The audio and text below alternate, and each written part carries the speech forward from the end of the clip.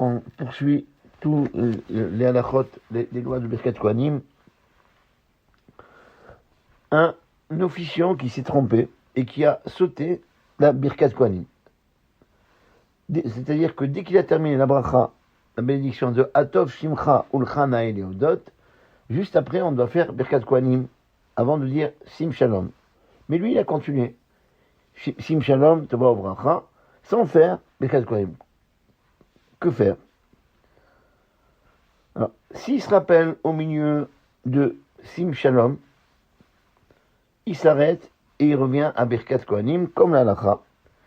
Et s'il se rappelle qu'après qu'il ait dit Amevarech et Amo Israël Bashalom, donc il a terminé même la bénédiction, eh bien il ne doit pas revenir, et même dans le cas où les Kohanim eux-mêmes ne diront pas la Birkat Kohanim après la Sfila, après la prière, bien qu'ils se sont déplacés pour faire Birkat Kohanim au moment de rester. Rappelez-vous, on a dit qu'un Kohen, il doit se déplacer pour faire Birkat Kohanim au moment de rester et au moins jusqu'à, au maximum, si c'est pas dépassé, jusqu'à la fin de la bracha de rester, ça veut dire modim. Et après, si c'est pas du tout déplacé pour faire Birkat Kohanim, c'est terminé, il peut plus faire. Ah non. Donc, dans ce cas-là, même si les Kohanim ils sont déplacés, ils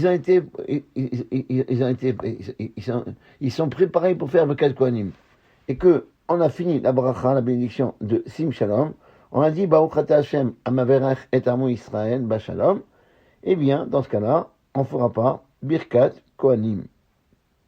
Parce que nos sages ont institué la Birkat Kohanim dans la Hamida, après Atov Shimcha Ulchana Eliodot. C'est là-bas sa place.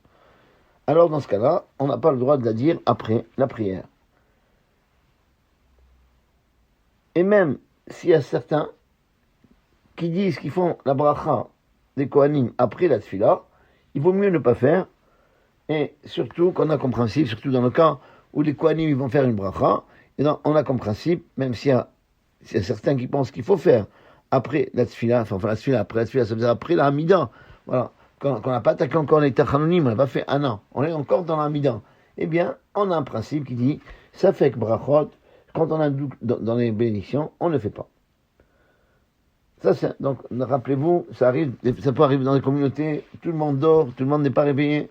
Voilà, surtout après une veillée. On a le Chazan, il a fait comme Milcha. Milcha, on ne fait pas Birkat Kohanim. Donc, il a terminé la bracha de Atov Shimcha Ulchana Eliodot. Il a continué Sim Shalom Tova Bracha. Voilà, ça arrive souvent même. Je vois dans des élèves de Bar Mitzvah, quand on leur apprend à faire la Hamida, la Tfila, la Chazara, et bien très souvent ils oublient Sim Shalom. Des fois on ne fait même pas attention à nous-mêmes. Donc ça peut arriver, je ne dis pas que ça arrive jamais, ça peut arriver à moins qu'on se trouve dans un cibourg, dans une communauté où il y a des gens qui cherchent des fautes comme ça. Ils sont contents de trouver des fautes du Chazan. Ils cherchent, pourvu qu'il se trompe. Il y a des gens qui sont comme ça.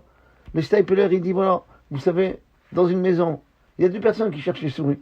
Il y a la femme et le chat. Mais la différence entre les deux, c'est quoi? C'est que la femme, elle a peur qu'il y ait une souris. Elle cherche les souris en disant, pourvu qu'il n'y a pas. Eh bien, par contre, le chat, il cherche les souris en disant, pourvu qu'il y a. Moi, j'ai un repas, c'est son chuchite. Voilà. C'est ça la différence. C'est pareil. Il y a des gens qui veulent faire du zikou et rabim. Ils veulent trouver du mérite à tous les juifs. Alors, ils cherchent, ils vont faire des fautes. Pourquoi? Pour les arranger. Pour que, comme ça, tu fais une mitzvah. C'est dommage. Il faut pas prendre en mal ceux qui font des reproches aux gens pour les mitzvot, parce que c'est pour leur bien. C'est dommage, tu te déplaces, tu fais la mitzvah comme il faut, tu fais un mida, mais c'est dommage que tu connais pas les halachot, tu connais pas comment il faut faire, tu mets les tefilin, mais tu sais pas que les tefilin, il y a un emplacement où les mettre, on ne doit pas dépasser la racine des cheveux. Je mets les tefilin, mais ça sert à rien, c'est comme si tu ne les mettais pas. Donc il y a des gens comme ça, que Baruch Hashem, ils cherchent à arranger les gens. Dans le but, parce que c'est un Ben Israël, on a de la peine pour lui. On veut qu'il fasse la mitzvah comme il faut. Tu fais la mitzvah, ne te fatigue pas pour rien. Tu viens à la synagogue, c'est bien. Mais tu parles pendant le Kaddish, tu parles pendant la répétition de la Mida. C'est dommage, tu as perdu tout le temps, tout le crédit qui s'est fait devant Akadosh Baruch Hu. Donc voilà, il y a des gens qui peuvent mettre, ils font des reproches, pour arranger les gens. Ça c'est comme on a dit tout à l'heure. Il y a deux personnes qui cherchent des souris à la maison. Il y a la femme et le chat. La femme cherche des souris en disant, pourvu qu'on n'ait pas, il cherche à arranger les gens, mais en disant, pourvu que, Baruch Hashem, je serai content si tout le monde fait la mitzvah comme il faut, qu'il n'y ait pas besoin de leur faire de réprimandes. Mais ceux, dans les communautés, ils cherchent comme le chat il cherche des souris. Ils cherchent comme ça pour montrer, voilà, comme on dit en arabe chez nous, choufounienes, pour nous montrer. Voilà. On va montrer on est mieux que les autres. Ils cherchent pas, ah, t'as fait ça, en cherchant, en kiffant. Quand quelqu'un ne fait pas bien la misère comme ça, on lui fait le reproche. Voilà. Voilà. Donc ça peut arriver que dans une communauté, on peut oublier complètement la Birkat Kohanim. C'est pour ça qu'il faut connaître ces halachot. On ne va pas chercher le livre à ce moment-là. Surtout que les gens ils sont pressés le matin. Voilà. Et qu'est-ce qu'on fait? Donc dans ce cas-là, si on a fini, tant qu'on est à Sim Shalom, on peut revenir en arrière et que les Kohanim, ils font toute Birkat Kohanim avec la bracha. Mais par contre, si on a terminé la bénédiction, la dernière bénédiction de l'Amida, on a dit Baruch Ata Hashem, Amevarech et Amo Israël Vashalom, bien dans ce cas-là, à moins qu'on est arrivé à Baruch Ata Hashem, on n'a pas dit Amevarech. Voilà, donc à ce moment-là, on dit la Medine Chukecha pour faire Birkat Kohanim. Voilà, je pense comme ça. Mais par contre, si on a terminé toute la bénédiction, c'est sûr que dans ce cas-là, les Kohanim, ils ne feront pas Birkat Kohanim, puisque nos sages ont institué la Birkat Kohanim à cet emplacement et non pas un autre emplacement. C'est pour ça que pareil pour toutes les brachot. Si quelqu'un, par exemple, il a oublié, on va dire, un moment où on n'a pas le devoir de répéter, s'il a oublié, il y a un Léviavo dans Rosh Chodesh. Voilà. Il a fait la bénédiction de Amachazir Shekhinat Tolitzion. Il a terminé la bénédiction où nos sages ont institué l'emplacement de Yann Léviavo. Et on trouve à Modim. Alors voilà, il y a beaucoup de gens qui disent, voilà, puisque après Modim, le jour de Hanouka, on fait à la Nissim, alors je peux faire Yann Léviavo. Alors je fais là-bas. Non, ça ne marche pas. On ne rajoute les choses qu'à l'emplacement que nos sages, ils ont institué et non pas autre part. Pareil pour l'Avdallah, quand on fait Atachonantanu, samedi soir, voilà, certains disent, puisque j'ai raté, c'est pas grave, je vais faire à la place de Léviavo. Non, c'est pas. Les Khamim, chaque chose, elle a son emplacement. C'est pas n'importe où. Quand tu demandes à Kadosh Baruch Hu, par exemple, pourquoi on a institué Atachonantanu, dans la bracha de Atachonen, qu'Hachem, tu donnes l'intelligence à l'homme. Pourquoi c'est là? On fait la Avdallah, c'est Atachonantanu, la distinction entre le Kodesh, le sacré et le profane. C'est là on fait la distinction entre Shabbat et le jour de Chol. C'est parce que il faut avoir un cerveau pour faire la distinction. Ceux qui n'ont pas de cerveau, ils ne font pas de distinction entre un animal et un homme. C'est pour ça que dans la bracha, on parle de l'intelligence qu'Hachem donne à l'homme. Là, les Khamim, ils ont intitulé Atachonantanu. Voilà. Pareil pour il y a les Vevo. Il y avait un korban, il y avait un sacrifice qu'on offrait à Rosh Chodesh. Alors c'est pour ça que nos Chachamim, nos sages, ils ont institué Ya'aleh Ve'avo à l'endroit. À quel endroit? À l'endroit où la bracha de la Avoda, ça veut dire du service du Beth Amikdash, on demande à Dieu. Voilà. On a envie, on voudrait que tu amènes, on aspire que tu ramènes l'Avoda du Beth Amikdash, le service du Beth Amikdash, à sa place, au Beth Amikdash. Et donc à ce moment-là, pour faire les korbanot, mais on rappelle aussi, eux aussi, à Rosh Chodesh, il faut faire le korban, le sacrifice de Rosh Chodesh. Pareil, pour Alanissim. Pourquoi tout est fait? On mentionne dans Ya'aleh Ve'avo, dans Ritzé. Par contre, Hanouka et Purim, on dit pas cet emplacement. C'est un peu bizarre, non? Tous les fêtes, on mentionne dans Ritzé. Et par contre, Hanouka Purim, dans la bracha, après Modim. Pourquoi après Modim? Pourquoi pas à l'emplacement on fait Rosh Chodesh? Ben, c'est simple. Parce que notre mitzvah pour Purim, c'est de remercier Akadosh Baruch Hu sur tous les nissim, sur tous les miracles qu'il nous fait. Quand quelqu'un remercie Hachem, c'est un miracle qu'il a eu. Public, pour tout le Tzibour, pour toute la communauté, pour tout le peuple d'Israël, ou pour lui, ça donne envie à Akadosh Baruch Hu de faire encore des miracles. Voilà. Pour ça, quand quelqu'un il est malade, il fait le gomel. Pourquoi pour remercier Akadosh Baruch Hu qu'il a fait, que Baruch Hashem il a guéri, mais pas seulement pour ça. Quand Akadosh Baruch Hu il voit, il a affaire à quelqu'un qui sait le remercier. Il valorise le miracle qu'il lui a fait. Eh bien, il a envie de faire d'autres miracles. C'est comme ça que ça marche. Voilà. Ah, c'est pour ça que là, à Hanouka et Purim, notre but à quoi? C'est pas, il n'y avait pas de korbanot, il n'y a pas de sacrifice au Beth Amikdash. Notre but, c'est de remercier Akadosh Baruch Hu. On remercie Akadosh Baruch Hu sur le miracle qu'il nous a fait. Alors, où est l'emplacement? À Modim. Parce qu'à Modim, on remercie Akadosh Baruch Hu sur tous les biens qu'il nous a fait tous les jours. Anisecha, les miracles et tous les prodiges chez Bechol Yom Haimanu que tu fais tous les jours avec nous. Erev, Vavoker, Betsaoraim. Le soir, le matin et l'après-midi. Les gens ne s'imaginent pas les miracles qu'ils peuvent avoir. On connaît un, on ne sait pas. On ne connaît pas l'avenir. On voit que on nous a donné un corps en bonne santé. On arrive à manger, on arrive à boire, on arrive à se déplacer. Remercier à Baruch Hu tous les jours, 3 fois par jour pour ça. Et là, comme c'est la bénédiction de la Oda'a, du remerciement, alors les Chachamim ont institué à l'Anissim, vers la Pourkan, etc., à Chanukah et Purim, que c'est bientôt, eh bien, ils ont institué ce rajout dans la bracha de Modim. Voilà. Donc voilà, il faut savoir que c'est pas pour rien. Chaque bracha, quand on demande à Dieu on fait le discernement entre le Kodesh et le Chol, c'est dans la bracha du discernement, l'intelligence. Quand on demande à Hachem, on mentionne Rosh Chodesh, et tout est fait, c'est pour offrir le korban, le sacrifice qu'aujourd'hui, malheureusement, on ne peut pas faire, et que ça a été remplacé par notre fila, par notre prière, alors on met dans Ritzé. Maintenant, quand on va demander, on va remercier Akadosh Baruch Hu pour le miracle, sur les miracles qu'il nous a fait pendant Chanukah, eh bien, le but c'est quoi? C'est de remercier Hachem sur le miracle qu'il nous a fait. Et bien, à ce moment-là, on fait dans la bracha de Alanissim. C'est pour ça que si on a raté Birkat Kohanim sur le bracha, c'est fini, c'est plus l'emplacement, et donc on ne fera pas, dans ce cas-là, Birkat Kohanim.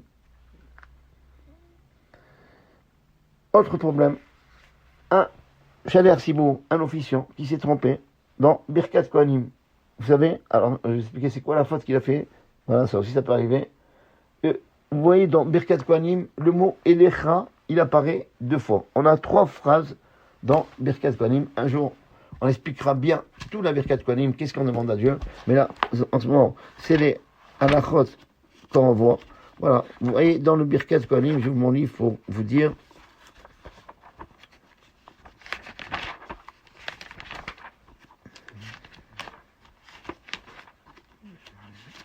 Non, 2 secondes. Voilà, vous voyez, le mot Elecha, il apparaît 2 fois dans Birkat Kohanim. On a dans la 2e phrase, Yaher Hashem Panav Elecha. Voilà, Elecha, que Dieu, il éclaire sa face sur toi et qui t'amène à Vechuneka, qui trouve grâce à tes yeux. Voilà. Et la 3e phrase aussi, Issa, vous voyez, Yaher Hashem Panav Elecha. Et on a aussi pareil, on a 2 mots pareils. Dans la 3e phrase, Isha Hashem Panav Elecha. Donc, dans la 2e phrase, après le mot Elecha, on doit dire Vichuneka. Voilà. Alors que dans la 3e phrase, après Elecha, il doit dire Veyasem Lecha Shalom. Voilà. Donc ça, c'est comme ça. Il y a 2 phrases qu'on a. Le mot, quand on a 2 mots pareils et qu'on s'est trompé.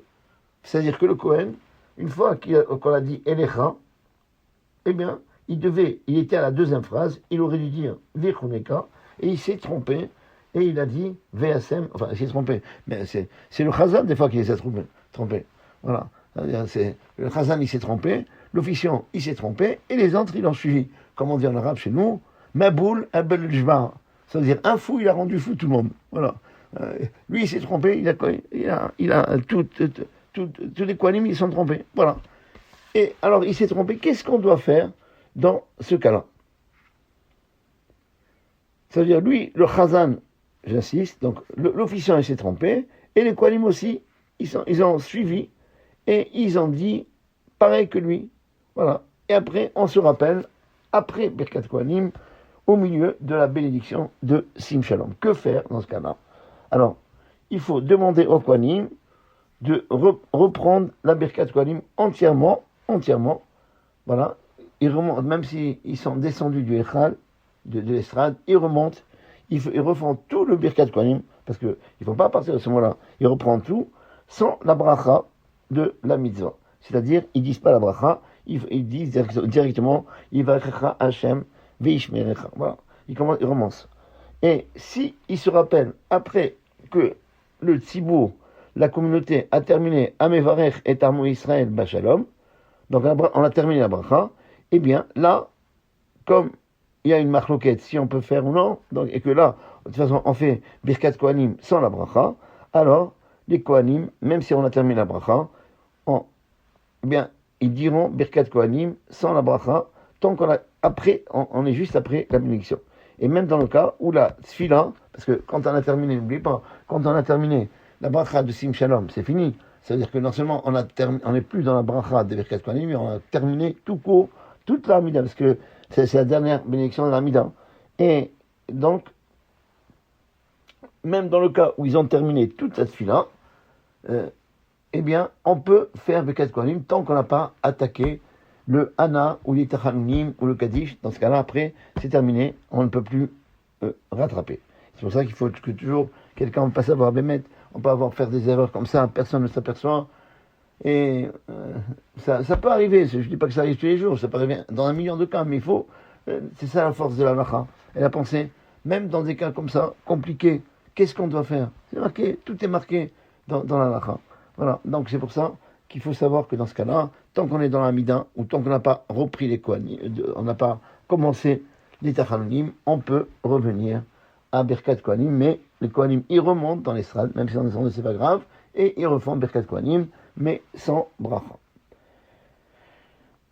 Au moment où les Kohanim, ils font Birkat Kohanim, et qu'ils font la bracha à tout le Ham Israël. Alors, maintenant, on a parlé des Kohanim, on va parler de nous. Comment on doit se comporter? Moi, je suis pas un Kohen, donc voilà. Comment, on a parlé des Kohanim, comment il doit faire? On va reprendre après pour les Kohanim, qu'est-ce qu'il doit faire? C'est vaste, c'est vraiment grand, Birkat Kohanim, mais c'est bien de connaître, parce que vous allez me dire, mais pourquoi vous faites tous ces lachot? On n'est pas Kohen, ou bien on n'est pas Israël. Parce que pour savoir, on doit savoir, dans les communautés, il peut y avoir des erreurs comme ça, qu'est-ce qu'on doit faire?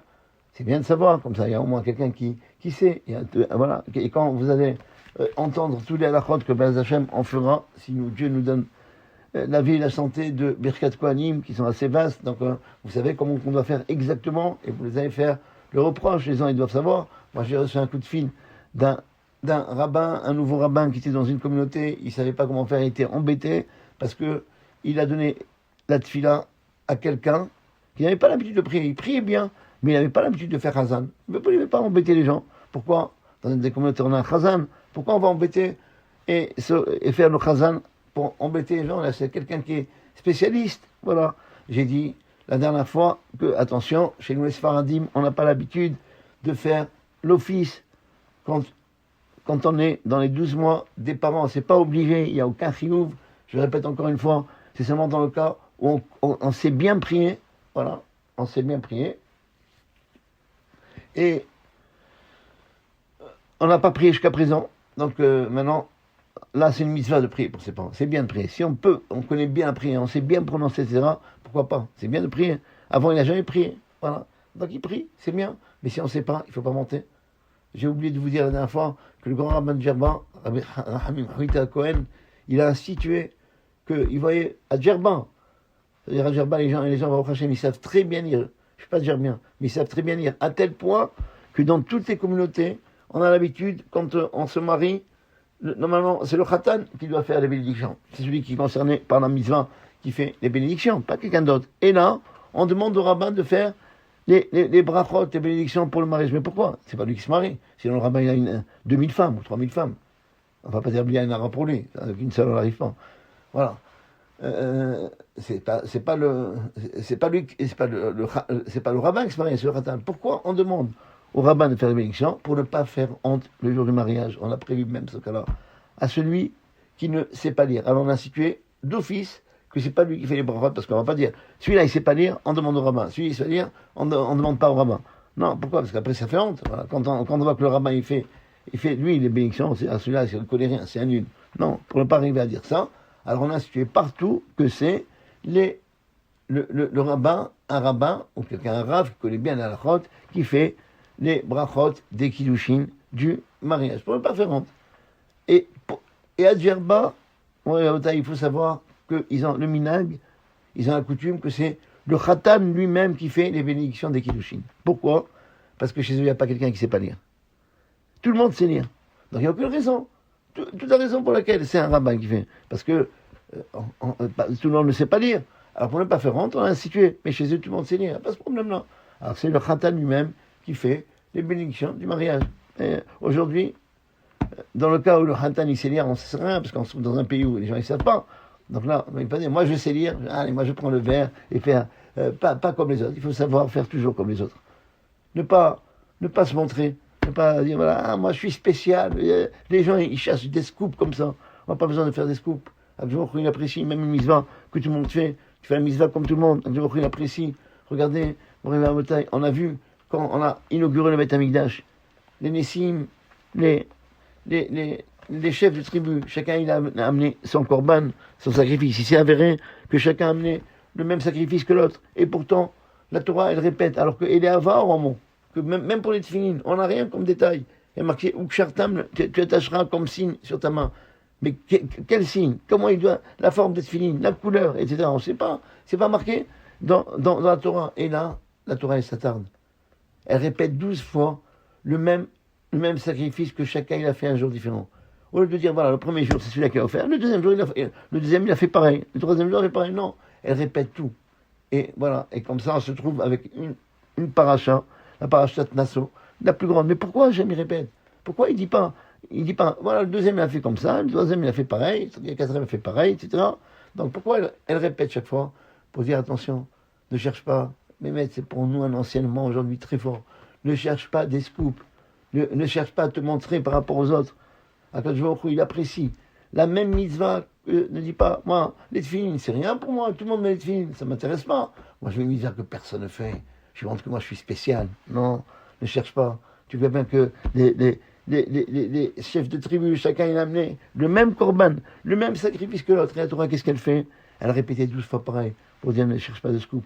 Même si tu fais la mitzvah, comme tout le monde, Akadosh Baruch Hu, il apprécie. Pourquoi? Tout simplement parce que chacun, il ne fait pas la même kavana. Chacun, il n'a pas la même intention, la même ferveur. Chacun, il ne fait pas la mitzvah de la même façon que l'autre, même s'il fait la même mitzvah. Hein, il fait parce qu'il veut se montrer devant les gens. Il y a celui qui fait parce qu'il a peur du bon Dieu. Il y a celui parce qu'il aime le bon Dieu. Chacun, il a une autre raison. Donc, ne cherche pas des scoops. Fais les mitzvot comme tout le monde. Voilà. Et donc, même là-bas, même à Djerba, que le Khatan, c'est lui qui fait la bracha. Eh bien, le Rav de Djerba, il a institué que les gens, ils mentent pas pour faire l'office. Ils mentent pas. Qu'est-ce que tu fais? Voilà, le Khazan, il a devant lui une tablette ou bien un morceau de papier où les gens ils vont le voir. Voilà, mon père, il est décédé telle date. Quand tu fais la tefila, fais une Haïnou Nishmat. Pense à mon père. Il lui donne le nom. Et le Khazan, c'est lui qui fait tous les tefilotes. Comme ça, parce qu'il avait peur. Les gens, ils savent. Les gens, d'accord, ils font la tefila et ils savent pas comment se concentrer. Ils sont pas, c'est pas leur pro, c'est pas leur travail. Donc voilà, il vaut mieux dire au Khazan, voilà, pense à mon père, pense à ma mère, et comme ça, le Khazan, il prie pour tout, l'Aïnou Nishmat, pour l'élévation de l'âme, de tous les disparus. Et pas comme aujourd'hui, chacun il monte pour faire la tefila. Il y a même des gens qui viennent en débardeur. Il y a des fois qu'il y a des gens qui montent parce qu'ils ne savent pas l'hébreu. Ils doivent faire chiyuv, obligation. Alors qu'est-ce qu'ils font? Ils prennent un livre en français. Voilà, comme j'ai dit la dernière fois. Non, voilà. Donc, voilà. Maintenant, on parle d'un cas, je reviens. On parle d'un cas, des fois ça peut arriver. Il faut savoir comment on doit faire. On parle d'un cas où on a un chazal qui connaît bien, mais il n'a pas la pratique. Il n'a pas fait. Il sait bien prier, il sait très bien prier. Alors on lui permet à celui-là, pourquoi pas? Voilà. Et donc, il s'est trompé. Quelle erreur il a fait? Quand on arrive à Modim, vous savez qu'il y a deux Modim. Il y a le Modim du Chanier Sibour, de l'officiant, et le Modim de la Keïla, de la communauté. Ok, c'est pas le même Modim. Et lui, il s'est trompé. Il savait pas. Alors, il pensait que quand on est dans la Hazara, tout le monde fait le deuxième Modim. Il a fait avec eux comme ça. Et donc, après, on se rappelle, mais comment on fait? Il s'est trompé. On répète la Hazara d'après la Lacha. S'il a fait le deuxième Modim, c'est pas grave, il peut continuer. Il n'a pas besoin de répéter. Et ça marche. Il faut savoir des cas comme ça. C'est vrai que ça n'arrive pas toujours. Puis ça peut arriver. Que personne ne s'aperçoit. Chez nous, c'est pas possible. C'est très rare. Mais quand même, ça peut arriver. Il faut savoir. Comme le Kohen, il a oublié. Il ne sait pas où il est. Dans quel Elecha. Dans la deuxième phrase, dans la troisième phrase. Il faut savoir que dans ce cas-là, il doit revenir. Et que maintenant, si on a terminé l'Amida, on n'a pas attaqué le Hana, même si on a terminé la Bracha, eh bien, les Kohanim, ils remontent et ils font Birkat Kohanim sans Bracha.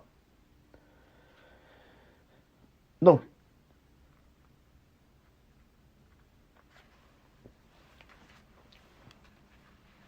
au moment où les Kohanim, ils font Birkat Kohanim et qui bénissent les Bnei Israël. Eh bien, tout le tzibur, toute la communauté, ils doivent se lever avec crainte, avec kavod, avec sérieux, et seulement quelqu'un qui est malade, ou quelqu'un qui est zaken, qui est âgé, qui ne peuvent pas se lever, eh bien, ils ont le droit de rester assis. Même si aujourd'hui, beaucoup de gens, ils ont l'habitude de s'asseoir dans la chazara, dans la répétition. Voilà, et Rav Yosef, il a dit, lui-même, comme quoi, on n'est pas obligé d'être debout pendant la chazara.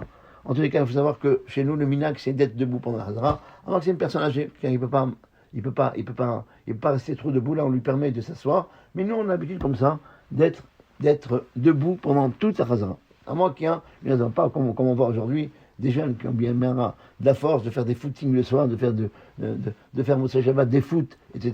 Ils arrivent dans la chazara, ils sont assis. Pourquoi? Ils peuvent être debout. Bien que d'après la chazara, c'est pas interdit. Mais dans tous les cas, même si on est assis, eh bien, on a le devoir, quand on arrive à Birkat Kohanim, de se lever pour Birkat Kohanim et de se lever, pas pour parler avec ses amis, être avec Kavod. Et aussi pareil, il faut que le Tzibour, la communauté, écoute la Birkat Kohanim entièrement et pas faire comme certains, et ça c'est une erreur, et ça convient pas du tout de dire, des gens qui ont, même c'est marqué dans le Patachilian, mais on n'a pas, il faut pas faire ça. Vous savez, il y a une page là-bas où, quand le Kohen il dit Vayechacha, il y a un pasouk. Après Hachem, il y a un verset que les gens ils disent. Ça, c'est pas un bon minhag. Ça, c'est pas une bonne coutume. Il faut écouter entièrement, pas lire en même temps, parce que, est-ce qu'on a vu quelqu'un, un Ebed, comme ça, Talmud Youmdi, est-ce qu'on a vu quelqu'un, un serviteur, que son maître, il est en train de le bénir, et lui, il n'écoute pas? Et c'est pourquoi il ne faut pas se détourner sa pensée de la bracha, mais il faut être face au Kohanim, et les yeux en bas, comme il est dans la tefila, et avoir le visage face au Kohanim, et on n'a pas le droit de voir les Kohanim. Même les Kohanim, on ne les voit pas. Pourquoi? Pour ne pas se déconcentrer de la bracha. Et l'interdiction, c'est seulement de voir les Kohanim avec vraiment profondeur. Mais voir un peu les Kohanim comme ça, c'est permis. Bien que on disait que quand les Kohanim bénissaient, on n'avait pas le droit de voir les Kohanim, et que celui qui voit les Kohanim quand ils bénissent, eh bien, ils peuvent perdre la vue, Barminan. C'est pour ça qu'on ne voit pas les Kohanim. Mais ça, c'est seulement à l'époque où la Birkat Kohanim du Beth Amikdash, qu'on ne pouvait pas du tout voir, même voir un peu les Kohanim. Pourquoi? Parce que ils faisaient la Birkat Kohanim avec le Shem Amforach, avec le nom d'Hachem, le grand nom d'Hachem, qu'on ne fait pas aujourd'hui. Et donc là, c'était interdit. Alors qu'aujourd'hui, non, on fait pas avec le nom d'Hachem, le Shem Amforach. Voilà. Et c'est pourquoi on a l'habitude, mais bien que d'après la halakha, on peut voir un peu le Kohanim, mais le minhag, c'est de ne pas du tout les voir pendant qu'ils font tout Birkat Kohanim. C'est un minhag, Zecher l'Amikdash, en souvenir du Beth Amikdash. Et c'est pourquoi, mais attention, il ne faut pas à cause de ça que les enfants, quand ils sont avec leur père, faire attention qu'ils doivent avoir le visage face, pour Birkat Kohanim, ils doivent avoir le visage face au Kohanim et non pas face à leur père. Voilà, on va parler la semaine prochaine, parce que d'après la halakha, voilà, le tzibour, et on a l'obligation d'être debout face au Kohanim, ou bien du côté des Kohanim, et non pas derrière. Pourquoi? Pour ne pas que, si quelqu'un, il tourne le dos au Kohen, il faut savoir, il n'est pas dans la bracha, il ne reçoit pas la bracha de Kohanim. Pour la bracha de Kohanim, il faut être face au Kohen. C'est pour ça que, vous vous rappelez, on avait dit que s'il y a un seul Kohen, et c'est l'officiant, ok? Rappelez-vous que l'officiant chez nous, la teva, elle n'est pas comme chez les Ashkenazim, elle est au milieu de la salle, pour que tout le monde entende bien la tefila. Voilà. Et donc voilà. Et si donc il y a un seul Kohen, on n'a pas l'autre Kohen, eh bien le Kohen, il doit faire Birkat Kohanim. On a dit, il peut rester sur la teva, se dépasser un peu. Voilà, se dépasser un peu, parce qu'on a une bizarre de se déplacer pour faire un Birkat Kohanim. Arrêtez, et après il peut faire un Birkat Kohanim sur la teva à côté. Il n'a pas besoin de monter sur l'estrade. Mais par contre, comme on a la teva, si le Kohen, il voit que les gens, il y a beaucoup de gens comme ça, ou même un peu, que dans le cas où il y a un teva, il y a des gens qui vont être avant lui, ils vont pas se déplacer pour être face au Kohen, ils vont être derrière le Kohen.